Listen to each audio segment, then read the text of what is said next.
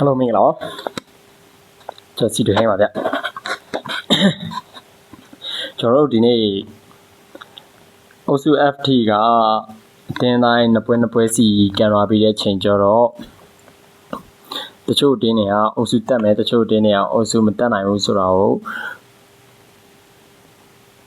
ခံမှန်းကြည့်လို့ရနေပြီပေါ့ကျွန်တော်ဘောလုံးလည်းသူတို့အတင်းတိုင်းကန်ဟာနှစ်ပွဲစီရှိနေပြီဆိုတဲ့ချိန်ကျတော့ဘေးတင်းကဘေးချီစွမ်းရှိပြီးတော့ဘေးတင်းကိုနိုင်နေဆိုတာကိုကျွန်တော်တို့တေချာလေးတော့ခံမှန်းနိုင်ကြပြီထင်ပါတယ်အဲဆိုကျွန်တော်တို့အုပ်စုတစုချင်းစီကိုကြည့်မယ်ပေါ့နော်အဲအချိန်မှာဆိုလို့ရှိရင်ကျွန်တော်အုပ်စု A မှာပေါ့အုပ်စု A မှာဆိုလို့ရှိရင်မက္ကဆီကို ဆောက်ကိုရီးယားချက်စီယာနဲ့ဆောက်အာဖရိကရှိမယ်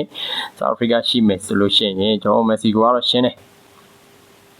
နှစ်ပွဲကန်နဲ့နှစ်ပွဲစလုံးနိုင်ရတယ်ဆောက်ကိုရီးယားကတော့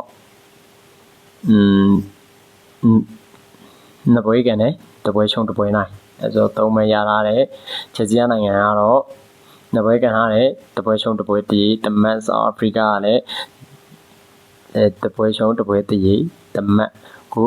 ချက်စီယာနဲ့ဆောက်အာဖရိကကတော့ကိုကွာချက်အနေနဲ့တော့တလုံးရှိနေမယ်ပေါ့ဒါကောချက်စီယာ -1 ဖြစ်မယ်ဆောက်အာဖရိက -2 ဖြစ်နေမယ်ဒီတိုင်းဒီ result တိုင်းပဲဆက်ရှိနေမယ်ဆိုလို့ရှိရင်တော့ချက်စီယာအကောင်းဆုံးတတိယအတင်းဖြစ်နေမှာပေါ့ဒါတော့နောက်ဆုံးတစ်ပွဲကျန်နေရပေါ့နောက်ဆုံးတစ်ပွဲကြောတော့ဘေးတင်းကျန်မလဲဆိုလို့ရှိရင်မက္ကဆီကိုနဲ့ချက်စီယာနဲ့ကန်ဖို့ရှိမယ်ဆောက်ကိုရီးယားနဲ့ဆောက်အာဖရိကနဲ့ကန်ဖို့ရှိမယ်တော့ဘယ်လိုဖြစ်တော့လဲဆိုကျွန်တော်ရိုးလေးပဲစဉ်းစားကြည့်မယ်နော်ရိုးလေးစဉ်းစားမယ်ဆိုလို့ရှိရင်မက္ကဆီကိုအနေနဲ့ဘယ်လိုနေအုပ်စုဘူဖြစ်နေပြီဆိုလို့ရှိရင်နောက်ပွဲစဉ်တွေအတွက်လူချန်ပီကစားမယ်ဆိုလို့ရှိရင်တော့မက္ကဆီကိုအနေနဲ့ချက်စီယာအတင်းကိုဘယ်လိုမှတော့မရှုံးနိုင်ဘူးအနည်းဆုံးတရီခံကန်လို့ရမယ်တကယ်လို့မက္ကဆီကိုနဲ့ချက်စီယာနဲ့တရီ result ထွက်မယ်ပဲထားလိုက်အဲကြလို့ရှိရင်ချက်စီယာ1ဖြစ်မယ်ချက်စီယာတမတ်ရအောင်တမတ်ဆိုစုစုပေါင်း2မတ်ရတယ်တကယ်လို့ဆောက်ကိုရီးယားနဲ့ဆောက်အာဖရိကနဲ့ဆိုလို့ရှိရင်လည်းကန်မယ်ဆိုလို့ရှိရင်ခြေစွမ်းအရင်တိပြတာကြီးတော့ကွာနေတာမျိုးမဟုတ်ဘူးဆိုပေမဲ့ကိုရီးယားနည်းနည်းတာမယ်လို့ထင်တာပဲပြီးရင်ကန်ကောင်းမှုတွေလည်းပြီးမယ်ဆိုလို့ရှိရင်ကိုရီးယားအနေနဲ့ဆောက်အာဖရိကကိုအနိုင်ရသွားနိုင်ချေရှိတယ်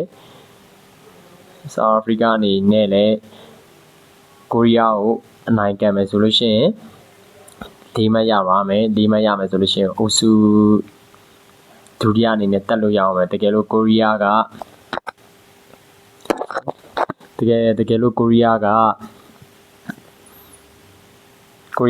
်အာဖရိကကို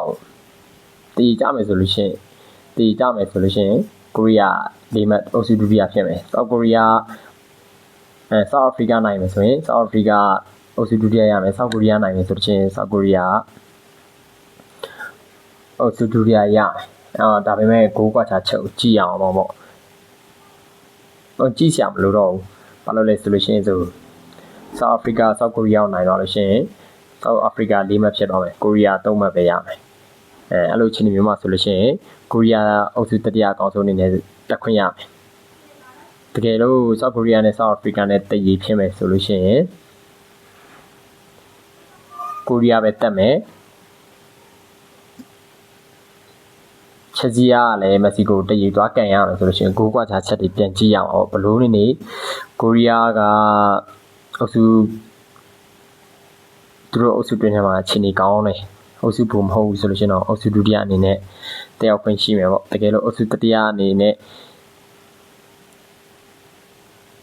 ဖြစ်မယ်ဆိုလို့ရှိရင်လည်းအကောင်းဆုံးအုပ်စုတတိယအနေနဲ့ selection ပြိုင်ခွင့်ရှိမှာပေါ့ Okay ကျွန်တော်အုပ်စု B အကြောင်းဆက်ပြောကြတာပေါ့အုပ်စု B မှာဆိုလို့ရှိရင်ကနေဒါရဲ့ဆွစ်ဇာလန်ရဲ့ဘော့စနီးယားရဲ့ကတာရဲ့ရှိတယ်ကနေဒါနဲ့ဘော့စနီးယားနဲ့ဆိုလို့ရှိရင်သူက1-1နဲ့တည်ကြထားတယ်ပြီးရင်နောက်ထပ်ဆွစ်ဇာလန်နဲ့ကတာနဲ့ရတယ်1-1စီတည်ကြထားတယ်ဒီရဲ့ပွဲရတယ်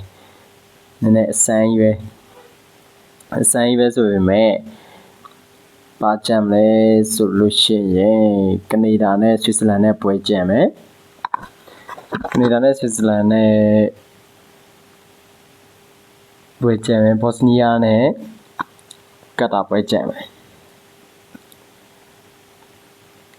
ဒီအုပ်စုကလည်းနည်းနည်းတော့စကားပြောတယ်ဆိုတော့တကယ်လို့ကနေဒါနဲ့ဆွစ်ဇာလန်နဲ့ကနေဒါနဲ့ဆွစ်ဇာလန်ဆိုလို့ရှိရင်ကနေဒါနိုင်သွားနိုင်ချေပူရှိတာပေါ့နော်ပူရှိရဆိုလို့ရှိရင်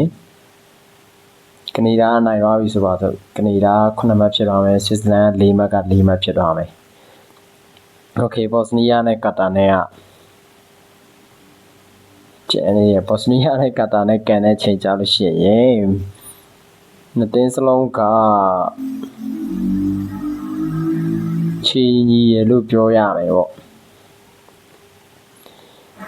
ချီညီရလို့ပြောရမယ်ဆိုလို့ရှိရင်နှစ်တင်းကဒီနှစ်တင်းကန်လိုက်လို့ရှိရင်ကျွန်တော်တို့ရှိုးကြည့်အောင်ဒီနှစ်တင်းကန်မယ်ဆိုလို့ရှိရင်ကျောနေနေကတော့အလို့နေဒီနှစ်တင်းကတော့တရီခံမဲကန်အနိုင်မဲရအောင်ကန်နိုင်ရအောင်တော့စူးစမ်းလာကြမယ်လို့ပြောတာပဲတင်းဟတရီကန်ချင်တယ်ဆိုပြီးရှိလို့တော့အနိုင်မဲကန်ကြမှာပေါ့နော်တကယ်လို့ဒါတရီပဲကန်မယ်တရီဖြစ်သွားမယ်ဆိုလို့ရှိရင်ဒီချာတစ်ခုကဘော့စနီးယားအုပ်စုတတိယအကောင်ဆုံးအနေနဲ့ selection ပြန်ခွင့်ရှိအောင်မယ်ကတာအိမ်ပြန်ရမယ်ပြီးရင်ခြေစွမ်းရဆိုလို့ရှိရင်လည်းမကွာဘူးလို့ပြောတယ်ဆိုရင်လည်းဘော့စနီးယားအနည်းငယ်လေးတာနေမယ်လို့တော့မြင်တယ်အဲ့ဒါဘယ်လိုပဲနေဆွစ်ဇာလန်အုပ်စုဒုတိရှုံးရင်တော့မှအုပ်စုဒုတိယနဲ့ကိုတက်မယ်ဘော့စနီးယားကတာအောင်နိုင်တယ်ဆိုလို့ရှိရင်တော့မှအကောင်းဆုံးအုပ်စုတတိယအနေနဲ့ပဲရှိမယ်ကတာအနေနဲ့လည်းဘော့စနီးယားနိုင်တယ်ဆိုလို့ရှိရင်လည်းအကောင်းဆုံးအုပ်စုတတိယအနေနဲ့ပဲရှိမယ်ဘာလို့လဲဆိုဆွစ်ဇာလန်ကတော့ကနေဒါကိုပြက်ကြီးသွားမရှုံးဖို့တော့လိုတာပေါ့โอเคအုပ်စု B ကတော့အဲ့လိုပဲအကုန်လုံးကနိုင်ဖို့လိုအပ်တယ်ဆွစ်ဇာလန်ကလည်းနိုင်ဖို့လိုအပ်တယ်လို့ကနေဒါကလည်းနိုင်ဖို့လိုအပ်တယ်ဘော့စနီးယားလည်းနိုင်ဖို့လိုအပ်တယ်ကတာလည်းနိုင်ဖို့လိုအပ်တယ်တကယ်လို့ဆွစ်ဇာလန်နဲ့ကနေဒါနဲ့ကန်လို့နိုင်တဲ့တင်ကတော့အုပ်စုပူဖြစ်မယ်ရှုံးတဲ့တင်ကတော့အုပ်စုဒုတိယဖြစ်မယ်ဘော့စနီးယားနဲ့ကတာကတော့တီးဆိုရင်ကတာအိမ်ပြန်ရမယ်နိုင်တယ်ဆိုလို့ရှိရင်တော့အကောင်းဆုံးအုပ်စုတတိယအတင်းအနေနဲ့ selection ပြန်ခွင့်ရှိမယ်ပေါ့ပြီးရင်နောက်ဆုံးအုပ်စု C မှာဆိုလို့ရှိရင်ကျွန်တော်တို့ဘရာဇီးမိုရိုကိုစကော့တလန်ဟေတီဆိုပြီးတော့ရှိမယ်တေချာတစ်ခုကဟေတီကအခုချိန်ဒီတပွဲမှမနိုင်နေဘူးဘရာဇီးကတော့မိုရိုကိုပထမဆုံးပွဲမှာတည်ရသွားကြတာတယ်ပြီးရင်ဒူနိုင်စရာရှိရာနိုင်လာတယ်မိုရိုကိုကလည်းမိုရိုကိုတိုင်းပဲနိုင်စရာရှိရပွဲတွေနိုင်ထားတယ်အဲ့တက်ကဘာမှပြောစရာမရှိပါဘူးဟီတီကလည်းအဲ့အုပ်စုထဲမှာအင်အားနဲ့ဆိုတင်ဖြစ်နေအောင်ဟီတီပဲအိမ်ပြန်ရမယ်လို့မြင်တယ်စကော့တလန်ကတော့စကော့တလန်နဲ့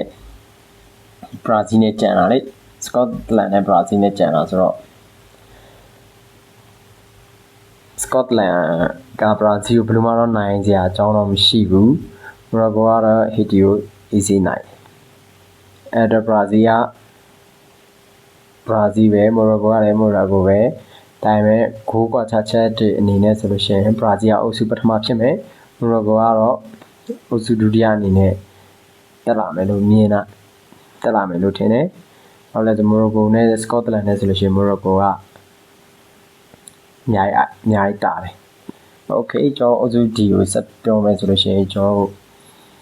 USA ရှိမယ် Australia ရှိမယ် Paraguay ရှိမယ် Turkey ရှိမယ်ဒီအုပ်စုကတော့ဘာမှပြောစရာအများကြီးမရှိတော့ဘူး Turkey အနေနဲ့ USA ကိုဘယ်လိုမှရှင်းပြီးကန်နိုင်မှာမဟုတ်ဘူး USA ရဲ့ခြေစွမ်းတော်တော်လေးကိုကောင်းနေရဲ့အဲ့အတွက် Turkey ကတော့နောက်ဆုံးကျန်နေတဲ့ပွဲက USA နဲ့ဆိုတော့တေချာသူကတော့နိုင်ပွဲရမှာလို့တော့မမြင်ဘူးနိုင်ပွဲရမယ်လို့တော့မမြင်ဘူး Okay Turkey ကတော့ USA ကိုဘယ်လိုမှမနိုင်ဘူးဆိုတော့နောက်ပွဲစဉ်တွေကိုနောက်မှပဲဆက်ပြောကြပါအားလုံးကျေးဇူးပါ Bye